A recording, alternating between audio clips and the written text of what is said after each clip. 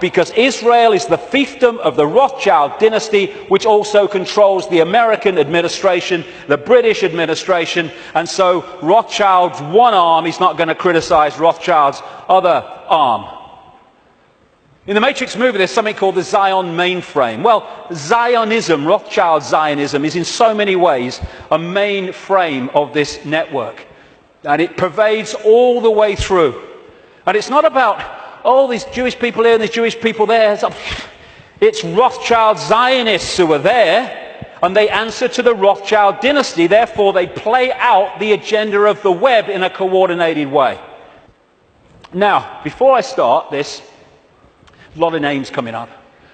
I'm going to go just through a bit of the American administration and a few other things, just to give you a feel for it, for people that haven't seen the extent of this. Before I start, one fact. Jewish people in America are less than 2% of the population. A significant number of them will not be Rothschild Zionists, and therefore the ratio of Rothschild Zionists is even smaller, significantly smaller than the 2%. Okay.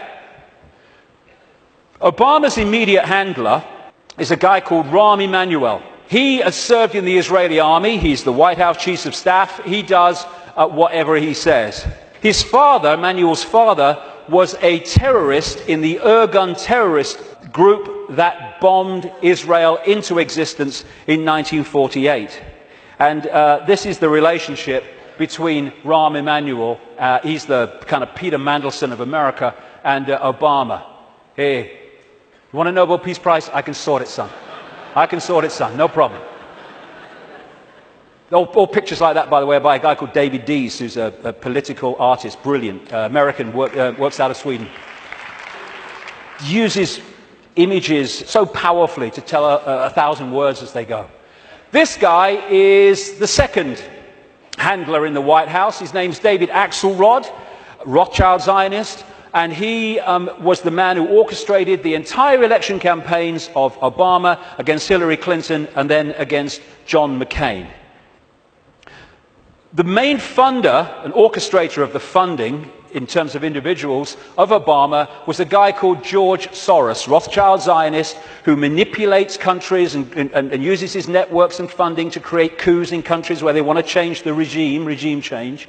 And he bets on currencies like he bet on the pound years ago and makes a fortune out of the demise of the economy of other countries because he has no empathy.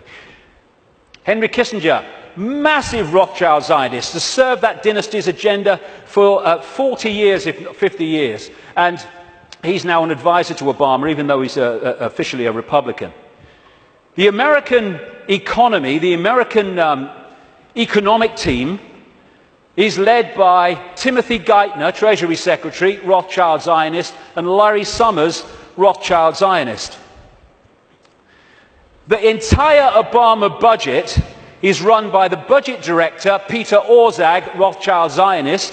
This man was advising the Russian treasury when the Russian governments were giving state assets away to Rothschild Zionist oligarchs, including Roman Abramovich, the owner of Chelsea Football Club, by the way. It's very easy to become a billionaire when a state says, have these assets worth $1 billion. Billions of pounds, thank you very much. It's a piece of cake.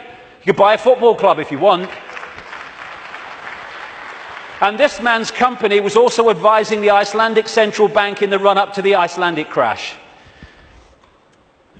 The Federal Reserve in America, which controls the American economy in so many ways, it's a privately owned, not government-owned central bank, and it's privately owned by the Rothschilds and the affiliates of the Rothschilds, is Bernard Bernanke, Rothschild Zionist. He replaced Alan Greenspan, Rothschild Zionist, who was head of the Federal Reserve from Reagan Bush right up into the Boy Bush administration, and he systematically took away the checks and balances which allowed the mayhem of 2008 to unfold. We keep hearing about Goldman Sachs and all the mayhem that it's created, both in the crash of 2008 and the crash of the economy in Greece. Fundamentally involved Goldman Sachs. Goldman Sachs is a fiefdom of the Rothschilds, headed by Lord Blankfein, Rothschild Zionist. The World Bank, headed by a Rothschild Zionist. The IMF, International Monetary Fund, headed by a Rothschild Zionist. European Central Bank, headed by a Rothschild Zionist. A stream of so-called czars, as they call them in America, controlling different policies and areas, policy areas of the Obama administration, Rothschild Zionists, including Cass Sunstein, who has actually written a paper saying people who have conspiracy theories should either be banned from expressing them or taxed for expressing them. Taxed! Climate change policy in the Obama administration is controlled by Carol Brown, a Rothschild Zionist, and Todd Steen, Rothschild Zionist. Major area of policy. The American administration is utterly awash with Rothschild Zionists, and that is not by accident. It's because they're agents of the dynasty or agents of the control system. It's not about race. Mossad is not the intelligence agency of Israel. It's the intelligence agency of the Rothschilds, and that's why it turns up all over the world in false flag set up terrorist events and assassinations and all that stuff, because it's not carrying out the policy of Israel, it's carrying out the policy of the Rothschilds that control Israel. Now let's look at 9/11. The World Trade Center lease was purchased just a few weeks before 9/11 by Larry Silverstein, Rothschild Zionist, and Frank Lowy, Rothschild Zionist, and the deal was done with this guy called Eisenberg, Louis Eisenberg, Rothschild Zionist, the head of the New York Port Authority. The head of the CIA, who investigated what happened on 9/11, George Tenet, Rothschild Zionist. The Patriot Act, which was brought out, the Orwellian Take Your Freedoms Away Patriot Act in America, was co-authored, justified by 9/11, though it was written before because they knew it was coming, by Michael Chertoff, whose mother was a Mossad agent and who became the second head later of Homeland Security, an organization Orwellian that was justified by 9/11. At the time of 9/11, in the run-up to it, and then the war on terror and all that stuff, the Pentagon was dominated by Paul Wolfowitz, Rothschild Zionist, Dov Zakheim, the comptroller, who managed to lose trillions of dollars and still got away with it. And by the way, when one announcement was made of how much he'd lost or had gone missing in the Pentagon, they announced it on September the 10th, 2001. I wonder if they realized that because of that, it would never see the light of day. Dov Zakheim, Rothschild Zionist, and people like Douglas Feith or Feith, Rothschild Zionist in the Pentagon. Now, as I've said earlier, the Bush administration was dominated and controlled by what became known as the neocons, the neoconservatives, which were a Rothschild Zionist organization, led by people like Richard Pearl, Rothschild Zionist, William Crystal, Rothschild Zionist, John Bolton, Rothschild Zionist, in belief in nothing, if nothing else. And then the 9/11 Commission report, which was the official report investigating 9/11. They wanted Kissinger to head it first until the public didn't take that seriously and he had to step down. But that report, which agreed that the official story of 9/11 was true, was written and overseen by Philip Zelikow, Rothschild Zionist. The judge, Alvin Hellerstein, who is hearing and overseeing the cases of the 9/11 families, who are taking out lawsuits to try to find the truth of 9/11, etc., Rothschild Zionists, making sure that truth never comes out.